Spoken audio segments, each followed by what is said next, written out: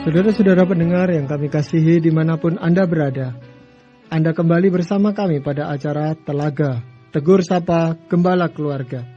Saya Gunawan Santoso dari Lembaga Bina Keluarga Kristen telah siap menemani Anda dalam sebuah perbincangan dengan Bapak Pendeta Dr. Paul Gunadi. Beliau adalah seorang pakar dalam bidang konseling dan dosen di Seminari Alkitab Asia Tenggara, Malang. Kali ini kami akan berbincang-bincang tentang masalah-masalah yang dihadapi remaja dalam pembentukan jati dirinya. Bagian ini merupakan kelanjutan dari perbincangan kami beberapa waktu yang lalu tentang pembentukan jati diri remaja. Dan kami percaya acara ini pasti sangat bermanfaat bagi kita sekalian. Dan dari studio kami ucapkan selamat mengikuti. Pak Paul, beberapa waktu yang lalu kita sudah memperbincangkan tentang pembentukan jati diri remaja. Dan sebelum kita masuk kepada pembahasan mengenai masalah-masalah yang dihadapi oleh para remaja di dalam pembentukan jati dirinya, mungkin secara singkat Pak Paul bisa mengulang apa yang kita bicarakan pada waktu itu. Ada dua fase yang harus dilewati oleh remaja untuk membangun jati dirinya. Yang pertama adalah fase pembedaan. Dalam fase pembedaan ini dia melihat dirinya berbeda, baik dari orang tua, kakak adiknya, maupun dari teman-temannya. Nah, kalau dia berhasil melihat bahwa dirinya itu berbeda dan ada hal-hal yang membedakan dia dari orang lain, maka mulailah terbentuk merasa keunikan, bahwa dia itu memang khusus atau istimewa. Setelah itu dia akan memasuki fase berikutnya, yaitu fase perbandingan. Perlahan-lahan dia menyadari bahwa ternyata dia dan orang lain lebih banyak kesamaannya daripada perbedaannya. Nah, dalam hal kesamaan itulah dia juga membandingkan dirinya. Siapa yang lebih baik? Misalkan kalau dia suka matematika dengan temannya juga yang suka matematika, nah dia mulai akan bersaing. Siapa yang lebih tinggi angkanya? Nah, kalau dia menemukan bahwa diri dia itu tidak sebaik temannya, nah sudah tentu akan sedikit merasa kecewa atau apa, tapi itu adalah hal yang wajar dan memang seharusnya. Karena pada fase ini, tugas utama remaja adalah menerima keterbatasannya. Jadi kalau yang pertama, dia melihat keunikannya, yang kedua adalah dia perlu juga menyadari dan menerima keterbatasan atau kekurangannya. Nah, kedua hal ini menjadi suatu keseimbangan yang membuat jati dirinya itu lengkap atau utuh, tidak berat sebelah. Iya. Nah, di dalam proses itu Pak Paul ya, tadi Pak Paul katakan kalau dia berhasil, gitu Pak Paul ya, itu berarti ada kemungkinan dia tidak berhasil atau gagal di dalam proses yang pertama maupun yang kedua. Nah, itu apakah itu yang menjadi masalahnya Pak Paul? Betul Pak Gunawan. Jadi kalau remaja itu berhasil, dia akan keluar dari fase ini mempunyai jati diri yang sehat, yang kuat. Kalau dia gagal, akan ada problem. Misalkan, kalau dia gagal melewati fase yang pertama, yaitu fase pembedaan. Dia tidak melihat dirinya istimewa. Dia tidak melihat dirinya itu memiliki keunikan.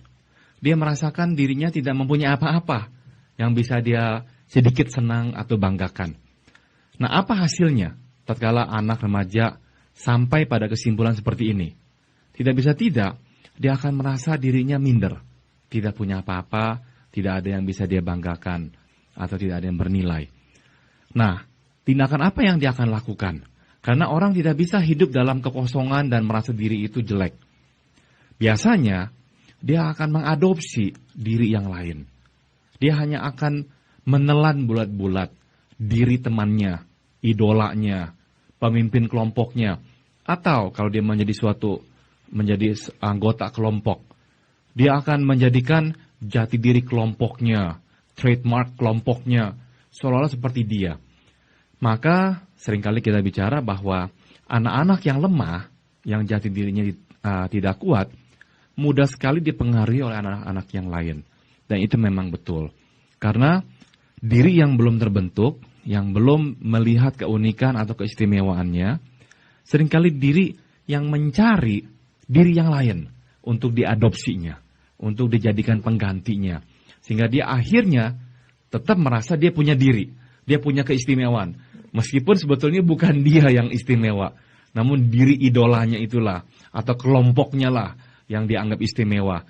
Namun semuanya itu dia seolah-olah transfusikan kepada dirinya, sehingga dia tetap merasa istimewa juga. Nah itu kan sesuatu yang merugikan sebenarnya untuk si remaja itu Pak Pol. Nah kalau kita sebagai orang tua tahu bahwa anak remaja kita itu sedang kesulitan mencari pembedaan, keistimewaan di dalam dirinya, itu apakah tepat kalau suatu saat kita itu memberikan masukan kepadanya bahwa sebenarnya kamu ini sangat menonjol di salah satu bidang gitu tertentu atau di dalam dirinya?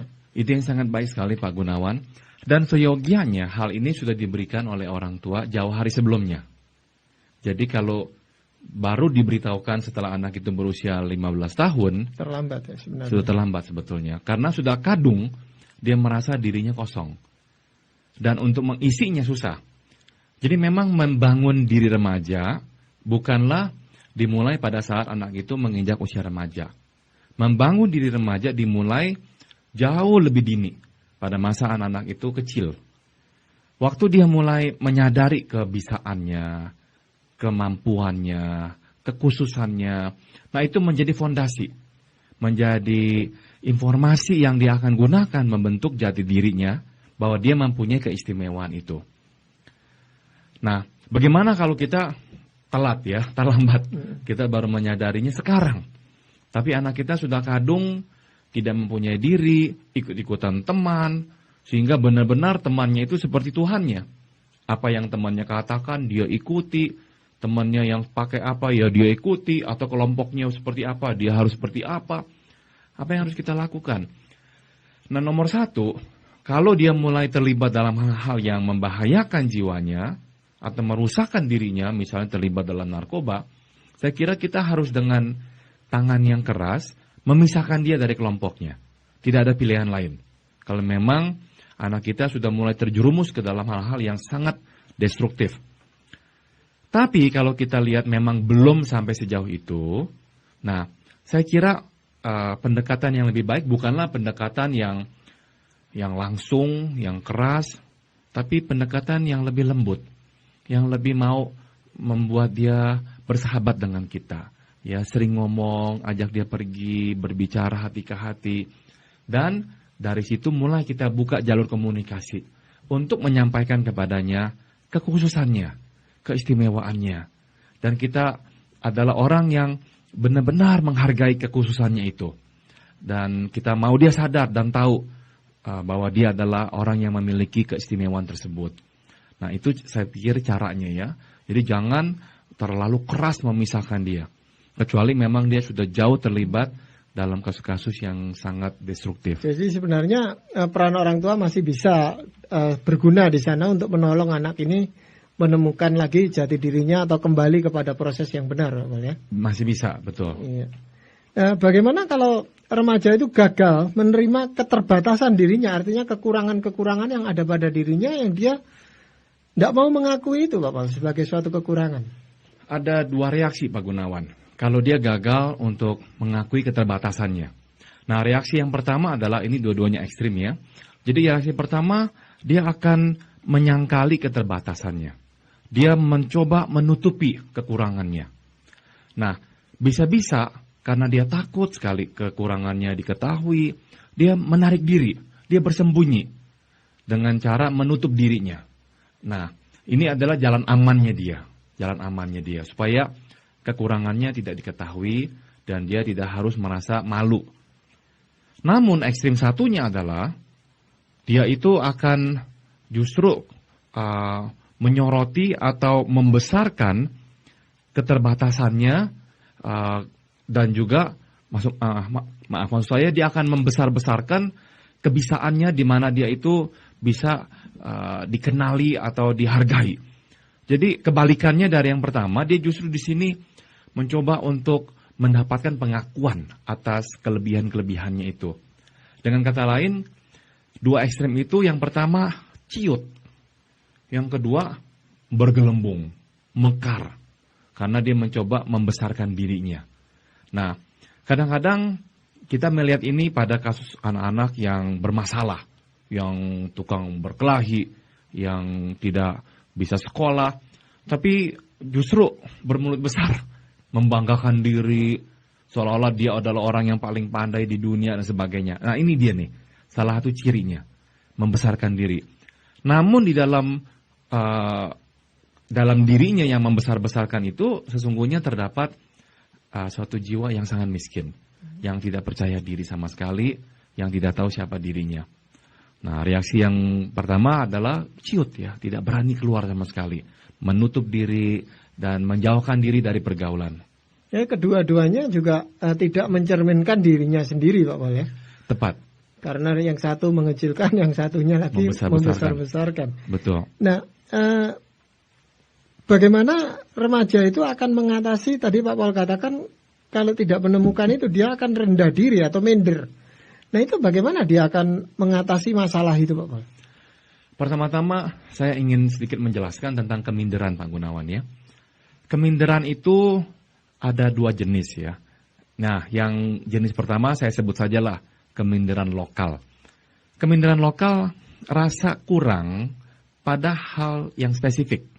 Misalnya kita merasa kurang bisa ya memimpin kelompok diskusi. Kita kurang bisa ini berdiri di muka umum. Kita kurang bisa untuk bernyanyi. Nah, saya kira perasaan-perasaan seperti itu tidak apa-apa. Karena untuk hal yang spesifik lah kita merasa terbatas atau kurang bisa. Atau minder. Yang berbahaya atau yang tidak sehat adalah keminderan global. Ya, sebut sajalah global. Yaitu keminderan menyeluruh. Di mana hampir dalam setiap aspek kehidupan kita merasa kita nggak bisa apa-apa. Dan anggapan kita tentang siapa kita sangat negatif. Kita merasa kita ini nggak ada nilainya, nggak ada harganya ya, tidak berarti sama sekali, hina begitu. Dan akhirnya kita ini yang paling sering merendah-rendahkan diri kita sendiri. Bahwa kita orang yang paling malang di dunia ini. Nah, yang saya maksud dengan keminderan lebih kepada keminderan global ini Pak Gunawan. Jadi seseorang yang akhirnya benar-benar menjelekkan dirinya dalam segala aspek kehidupan. Dia tidak mempunyai nilai. Nah ini biasanya adalah produk dari kegagalan remaja melewati dua fase itu. Fase pembedaan dan perbandingan. Nah biasanya Pak Gunawan pada fase-fase atau pada kondisi keminderan ini, dia justru ya akan menuntut orang memperhatikannya. Tuntutan ini bisa tersirat, bisa langsung tersurat. Ada yang tersurat, jadi benar-benar bertingkah, membuat ulah, melakukan banyak persoalan, ya, menciptakan problem di rumah tangga, di sekolah, dan di masyarakat. Nah ini adalah suatu tindakan menuntut perhatian dari orang secara tersurat, secara langsung. Tapi ada juga remaja yang kasusnya itu dia ciut ya, dia itu nggak berani menutupi semua kelemahan-kelemahannya sehingga nggak berani keluar. Dia ini juga sebetulnya meminta perhatian dengan cara itu, dengan cara memelas, dengan cara menjadi kecil dan perlu dikasihani. Tapi dua-duanya sebetulnya adalah contoh jelas di mana mereka meminta perhatian dari orang lain. Tapi memang kan menjadi ciri dari remaja itu minta diperhatikan atau menarik perhatian orang, Pak. Baik dengan tingkah lakunya ekstrim maupun yang tadi Pak Pol katakan dengan dia memelas dan seterusnya. Iya. Yang wajar adalah seperti ini Pak Gunawan. Remaja itu seolah-olah menganggap dia itu sedang berada di atas panggung. Dan bahwa orang sedang memperhatikannya. Jadi yang lebih wajar adalah seperti itu. Dia bukannya meminta orang memperhatikannya, tapi dia menganggap orang sedang memperhatikannya. Itu dia. Maka kadang-kadang dia akan berpakaian aneh, bersikap aneh, ya, potongan rambut aneh. Karena dia menganggap orang memperhatikannya. Dia itu seorang aktor yang sedang berada di atas panggung.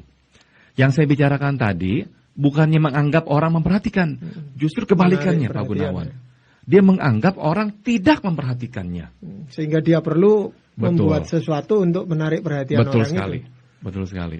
Nah itu akan berdampak nanti kalau dia sudah masuk ke usia dewasa atau pemuda, Pak? Biasanya akan terus dia bawa. Kalau dia tidak melewati fase ini dengan baik. Jadi nanti setelah menjadi pemuda, kalau dia ada perubahan apa-apa, dia membuat masalah terus menerus ya. Kecuali ada perubahan. Misalnya dia berhasil masuk ke sekolah yang lebih baik, sehingga kepercayaan dirinya akhirnya terobati, teman-temannya pun berbeda. Atau yang paling drastik adalah, yang radikal adalah pertobatan. Nah ini sering terjadi. Pertobatan memang akan mengubah cara pandang seseorang, nilai hidup seseorang, dan tujuan hidup seseorang. Sehingga hal-hal itu akan membawa dia ke jalur yang sangat berbeda atau berkebalikan dari yang sebelumnya. Ya, itu memang ada yang mengamati mengatakan bahwa pertobatan itu banyak terjadi pada masa remaja dan pemuda, Pak. Sebenarnya apa itu kaitannya, Pak? Karena pada masa-masa itu gejolak hidup biasanya cukup berat di kalangan anak-anak remaja. Karena hidup itu menjadi tidak terlalu bisa dia kuasai. Dia tidak begitu bisa menguasai kecemasannya akan hari depan. Orang dewasa sebetulnya juga mempunyai kecemasan yang sama, misalnya tentang hari depan. Namun orang dewasa atau yang lebih matang lebih tidak terlalu khawatir. Itu yang kita lihat. Misalkan nih ya, saya berikan contoh. Waktu kita melewati krisis moneter dari tahun 98 sampai tahun 2000, saya kira ada cukup banyak orang tua yang pernah melewati zaman perang ya, tahun 45-an, yang tidak terlalu dikhawatirkan. Seperti kita-kita ini mungkin yang lebih muda. Karena apa ya? Karena makin tua, makin melihat hidup, makin bisa berkata, ya enggak sejelek ini. Atau ya meskipun jelek, tapi tetap masih bisa kita lewati. Nah, itu kan berdasarkan pengalaman hidup lah. Kita bisa berkata seperti itu. Remaja belum mempunyai pengalaman hidup seperti itu. Belum punya modal untuk bisa beriman seperti itu. Akibatnya lebih bisa cemas ya, takut akan masa depan dan sebagainya. Nah, pada masa-masa gejolak dan takut ini, mereka cenderung lebih bisa juga menerima bahwa ada Tuhan yang memperhatikan mereka. Dan yang kedua adalah remaja itu dalam proses pembentukan, pengolahan. Jadi diri mereka belum terlalu kaku, ya belum terlalu menancap, sehingga masih bisa berubah dan berpikir. Sehingga waktu dia mendengar firman, mendengar Injil, dia akhirnya bisa bertobat kembali. Iya. Nah, kemudian kalau seandainya waktu dia menuntut orang memperhatikan dia, Pak, tetapi itu pun tidak diperoleh, bagaimana, Pak? Nah, ini memasuki tahap yang sakit ya, tahap yang tidak sehat. Kalau dia tetap merasa orang tidak memperhatikan dia, reaksinya memang bisa dua. Dia bisa menjadi problem yang lebih besar bagi masyarakat dengan membuat ulah yang lebih berat lagi, lebih serius lagi, atau dia mengalami depresi. Dia murung, kehilangan semangat bekerja, tidak ada semangat juang, dan menarik diri dari kehidupan, dan mengurung diri akhirnya. Sehingga juga menjadi masalah bagi orang lain. Nah itu biasanya pada tahap di mana dia merasakan usahanya untuk memperoleh pertolongan tidak mencapai hasil. Semua sia-sia, nggak ada yang memperhatikannya, dan tidak ada yang mengulurkan tangan untuk menolongnya. Ya udah percuma. Sebenarnya dalam masa-masa seperti ini kan peran mereka yang lebih senior, baik itu orang tua, guru, pendampingnya, pembina rohaninya, itu kan besar sekali, Pak. Betul sekali, Pak Gunawan. Nah, sebelum kita melihat peran positifnya, saya kira perlu kita juga melihat peran negatif yang kadang-kala dilakukan baik oleh orang tua maupun oleh guru ya. Begitu, memang. Yang pertama adalah tanggapan negatif, Pak Gunawan. Jadi celaan-celaan, penolakan-penolakan yang diberikan kepada si anak itu akhirnya bukan saja membuat dia merasa tidak memiliki keistimewaan, dia malahan merasa tidak mempunyai apapun yang positif. Karena celaan sering dia dengar, kritikan sering dilontarkan, kemarahan atas kekurangannya sering juga diekspresikan. Nah, apa yang akan menjadi dampaknya hasilnya? Dia sungguh-sungguh merasa tidak ada yang positif tentang dirinya. Nah, celakanya seringkali anak-anak remaja ini akan mengadopsi perlakuan orang tua ataupun guru terhadapnya itu. Dia menjadi orang yang mengkritik dirinya sendiri. Dia adalah orang yang memarahi, menghina dirinya sendiri. Nah, itu adalah sikap atau tindakan yang keliru yang orang tua kadang-kadang lakukan atau guru-guru lakukan. Sebetulnya dampaknya sangat destruktif.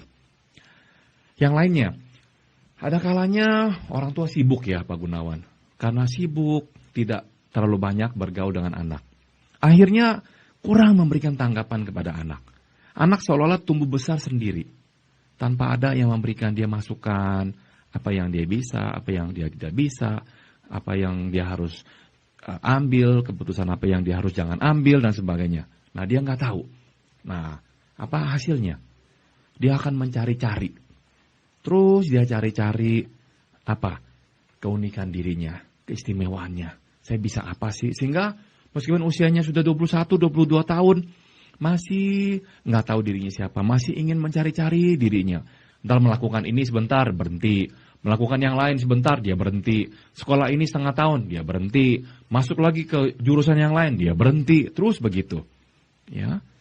Dan yang terakhir adalah, yang juga sama bahayanya adalah tanggapan yang positif tapi berlebihan.